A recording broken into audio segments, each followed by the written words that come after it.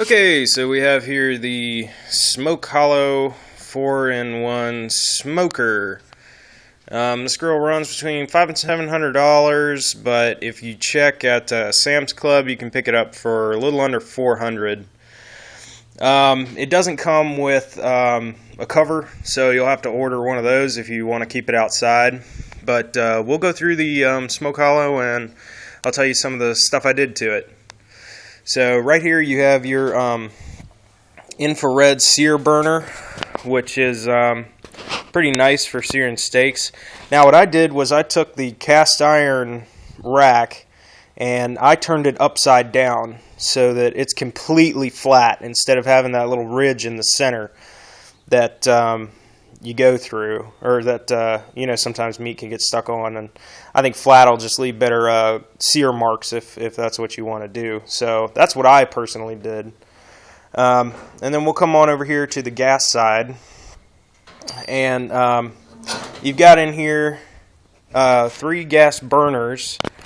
And then what I did to help keep the grill nice was I took the heat shields here and I covered them in foil, and the heat shields have some holes in it, so some heat can get to the meat. So I just took a Phillips head screwdriver that was about the same diameter as the holes, and I just pressed them in the holes and made it about even like it should have been. And I did that all the way around with those because I want to try to take care of the grill. Alright, then we'll come down here, and we got the it's a little drawer here and your grease drip pan. Now what I did too to keep the grill nice is I put Reynolds foil all through there. And then you got a nice little condiment section here that you can store your seasonings or barbecue sauce or brushes or whatever have you. And then got a nice little rack here that you can put some wood chips on, or you can have some wood and a bucket of water on one of these. That way when you're smoking. Here we are on the charcoal side. We'll lift that up. What I did at the recommendation of a guy that also has a Smoke Hollow was I went to Walmart and I picked up high temperature gasket seal, and I put it along the smokestack here so that when you put it in and screw it in, you're not going to get anything leaking out.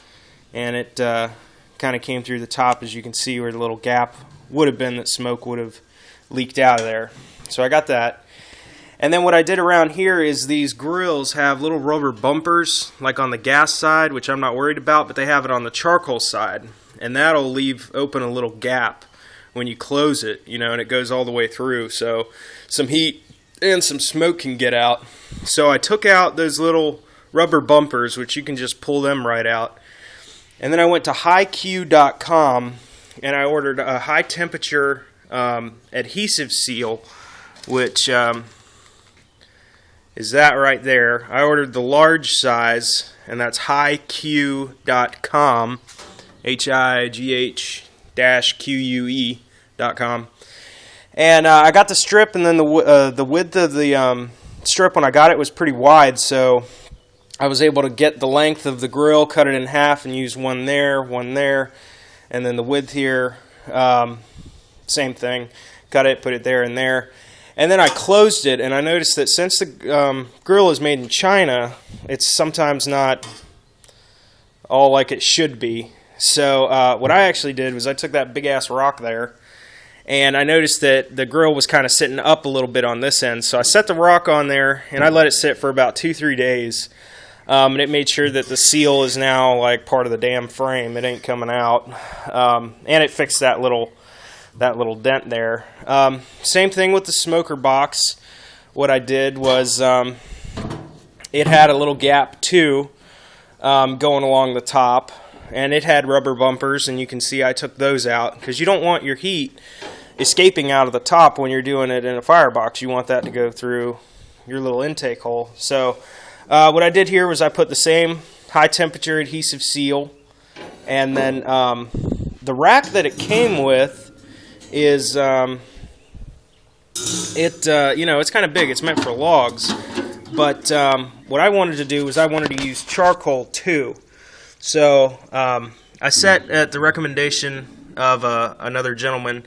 I put some bricks in here on the bottom to raise up the grid to allow the ash to fall farther so it doesn't suffocate your flame as much, and it puts it, you can't quite see it here, but it puts it closer to the hole where all your smoking stuff's going to go through. Now, since it's meant for logs, the grate is pretty big there. So what I did was I had an old charcoal grilling rack, and I just took a pair of wire cutters and I cut the old charcoal grill rack, and then I just set that right in here, and it's able to fit in between the larger slits. So if I decide to use charcoal with wood chips on top of it instead of using wood, it keeps it in there a little bit longer. So if you're going to do that and you want to do your smoker box, I'd recommend doing that. The charcoal is going to last the heat a bit longer, and it's not going to create as much ash as your fire. And then it's got another cast iron rack here, and you can even use this for grilling if you wanted to. But yeah, it's pretty nice. Now what I did was, after I got the grill completely assembled, everywhere that there's the little screws that you got to screw in and everything like that, I went and I touched them all up with Rust-Oleum, and I'll probably do that once a year because I didn't want the screws to start rusting or anything like that. The other thing that I did was I seasoned the grill, because some of the complaints that people said was, you know, this thing rusts and da-da-da-da. Well, yeah, it'll rust if you don't take care of it. You know, shit, anything in life will break if you don't take care of it or get wore out a lot quicker. So what I did was I took vegetable oil and a rag, and I ended up coating the whole thing with vegetable oil. And then I did the same thing with the racks to try to help them get non-stick. And then I put about a medium heat over everything for about an hour and let it, you know, cook off the oil and everything like that.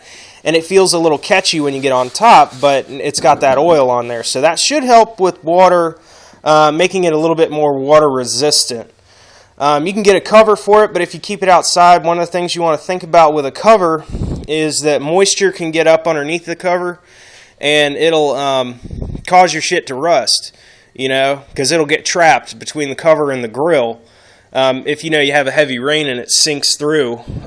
So you can try a couple things. You can try to spray your grill cover with Camp Dry, which is something you can get at Walmart that helps make things water resistant a little bit longer. So you can try spraying it that way, but I'd highly recommend just go ahead and put a light coat of olive oil. I think for the whole grill I probably used about 2.5 cups or 2 cups of oil, because there's a whole lot of surface area, and I did both the inside and the out. Now when I also put the burners in here, one of the things that I noticed was the screws that came in the kit seemed a little cheap. So I went ahead and I used a more heavy-duty stainless steel screw going through up there at the top. And I don't think that thing's coming apart until Jesus comes, you know, with the rapture and the whole world falls apart. That's pretty sturdy in there now.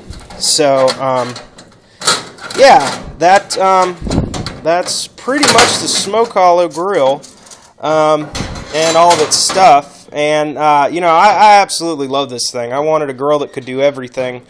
You know, I wanted both the convenience of gas, the nice, you know, flavor of charcoal, but the ability to smoke as well. Now, also on the smoker box, I forgot to mention where we put that high gasket seal around the smokestack up here.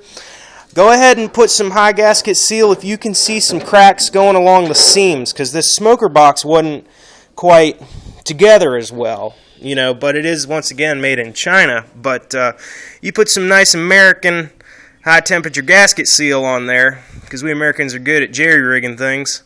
So we'll just go ahead and jerry-rig it, and it worked out good. There's no smoke leaking.